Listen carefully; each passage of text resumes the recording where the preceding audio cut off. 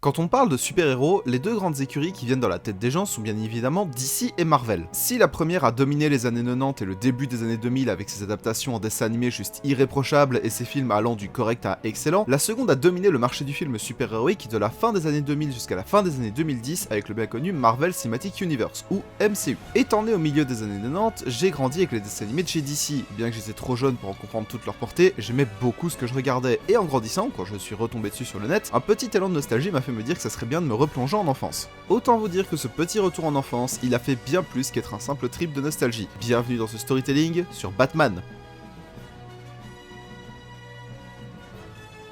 Bon, je ne vais pas vous faire l'affront de vous présenter Batman, vous le connaissez tous, c'est l'un des super-héros les plus iconiques de l'histoire, voire même le plus iconique pour certains. Bruce Wayne, multimilliardaire à la tête de Wayne's Enterprise, résident à Gotham, meilleur détective du monde, maître en je ne sais combien d'arts martiaux, avec des capacités physiques olympiennes, ultra intelligent et ayant accès à une technologie de pointe, il est respecté par la majorité des autres super-héros car sans aucun super-pouvoir, il est un élément important de la Justice League et amène une vision un peu plus terre-à-terre du monde. Bref, il est la nuit, la vengeance, le chevalier noir, il est Batman. Et bien tout ça, j'en ai pas grand chose à faire personnellement. Oui, c'est cool de voir un être humain au milieu de super-héros pouvoir totalement hors norme, être capable d'être aussi efficace qu'eux, des fois même plus qu'eux, être leur égal et avoir tout leur respect, mais le plus intéressant pour moi dans le personnage de Batman est toute la psychologie qui l'entoure et les nombreux dilemmes moraux qu'il se retrouve à affronter et comment il les gère. Le premier est le rapport qu'entretient Batman avec le fait de tuer. Déjà, dépendant du média dans lequel on le voit, Batman tue et ce n'est même pas un débat. Le film Batman v Superman nous montre un Batman qui a déjà 20 ans de service, qui a vu et vécu des choses horribles et qui a décidé de ne plus suivre ce code qu'il s'était imposé sur le fait de ne pas tuer, et c'est là le dilemme de Batman. Quand il a commencé, il s'est promis de ne pas tuer, car s'il le faisait, il ne serait pas mieux que ceux qu'il essaie de combattre, et Batman n'est pas forcément l'homme le plus stable au monde, chose qu'il sait. Alors oui, on pourrait parler de la fameuse phrase « si tu tues un meurtrier, le nombre de meurtriers reste le même », et évoquer le fait qu'en termes de logique, cette phrase est bourrée de failles,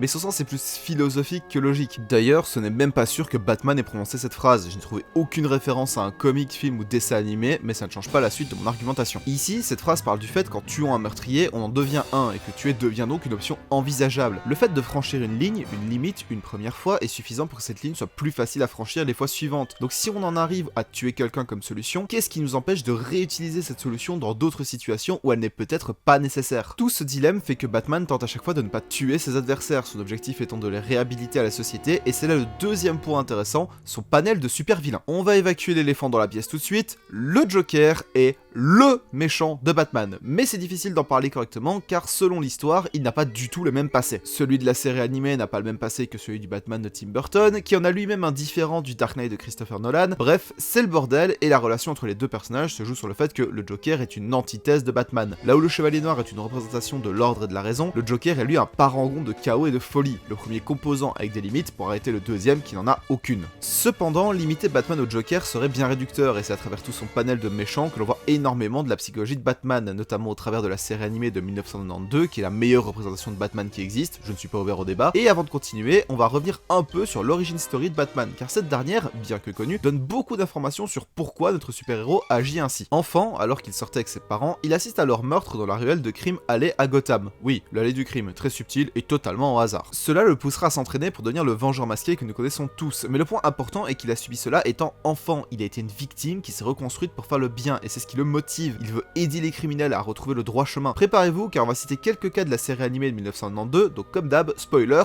on est parti. Victor Freeze est un ancien scientifique qui, suite à un incident en laboratoire, se retrouve avec un problème physique l'empêchant de survivre à des températures supérieures à 0°C, le forçant donc à vivre dans une combinaison et cherchant à se venger de la personne l'ayant mis dans cette situation sous le nom de Mr. Freeze. Toute l'histoire du personnage de Freeze a un moteur principal qui va en faire un personnage dramatique, sa femme Nora, atteinte d'une maladie rare en phase terminale, qu'il a cryogénisée afin de travailler sur un remède pour la soigner. Bon, je démarre avec un gros morceau assez facile à traiter car les raisons d'agir de Freeze sont totalement justifiables. Il agit principalement pour sauver sa femme, ses recherches pour la sauver étant la raison pour laquelle son ancien patron est intervenu dans son laboratoire et a provoqué la transformation de Freeze, expliquant qu'il souhaite se venger de celui-ci car il a manqué de définitivement perdre celle qu'il essaie de sauver.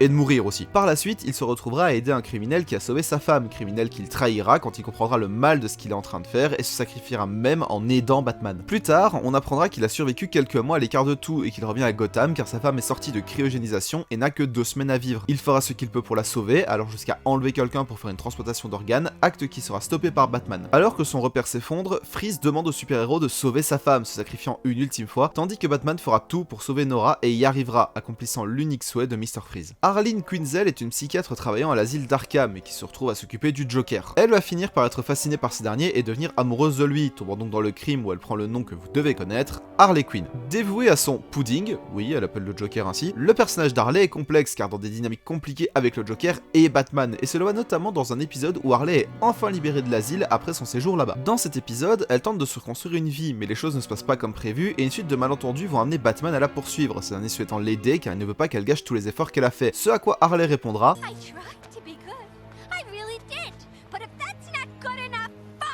et sera sauvée par Batman alors qu'elle était en chute libre. Ramenée à Arkham et triste, elle demande au Chevalier Noir pourquoi il a tant voulu l'aider, ce à quoi il répondra I know what it's like to try and rebuild a life.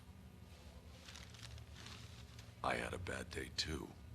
Symbolisant le fait que Batman souhaite sincèrement aider ceux qui veulent aller mieux. Marion Louise Dell est une actrice victime d'hypoplasie systémique, une maladie lui donnant un corps de petite fille de 3 ans alors qu'elle approche de la trentaine. Devenue connue grâce à son rôle de baby doll dans une sitcom, la suite de sa carrière se passe mal, n'arrivant pas à renouer avec le succès et tombant même en dépression, se rendant compte que ses seuls moments de bonheur étaient quand elle jouait dans la sitcom, l'ayant rendue célèbre. N'ayant pas réussi à relancer la dite sitcom, elle décide de kidnapper tous ses anciens collègues pour se venger, mais se fait arrêter par Batman et Robin, ce dernier s'étant déguisé pour la piéger. Batman réussit à la piéger dans une galerie de miroirs déformants où elle se retrouve confrontée à ce qu'elle aurait pu être si elle n'avait pas été atteinte de sa maladie, la rendant folle de rage et faisant tirer sur tous les miroirs jusqu'à ce que son arme soit vide. Batman s'approchant d'elle pour le lui prendre et la consoler, car malgré tout ce qu'elle a pu faire, il sait que ça n'a jamais été son intention de faire du mal, elle voulait juste retrouver le peu de bonheur qu'elle avait pu connaître dans sa vie triste et morose. Qu'est-ce que tout ça nous raconte? Que Batman, bien qu'il défonce des gueules, est avant tout un homme qui veut aider les gens à se reconstruire, car il sait ce que c'est de vivre une mauvaise journée pouvant vous détruire, montrant une sympathie, même si elle est mesurée, aux gens qui en ont besoin et qui croient au fait que les criminels qui l'enferment peuvent être réhabilités. D'ailleurs, il donnera de sa personne pour aider ces criminels, mais le plus grand acte de compassion et de gentillesse de Batman se trouve dans le dessin animé La Nouvelle Ligue des Justiciers, ou Justice League Unlimited. Une jeune fille du nom de Ace est dotée de pouvoirs psychiques surpuissants, ces derniers ayant évolué au point de modifier la réalité. Comme elle le connaît, Batman suggère qu'il tente de l'approcher pour utiliser un dispositif censé la neutraliser, l'amenant donc dans un jardin où il entame une discussion avec Ace, la demoiselle étant sur une balançoire. Ace expliquera ce qui lui est arrivé, car elle a été transformée en arme, finissant par cette phrase. They got their weapon. I got cheated out of my childhood. Elle dira ensuite qu'elle sait que Batman n'utilisera pas le dispositif pour l'arrêter, et s'ensuit cette scène déchirante. Could you stay with me? I'm scared.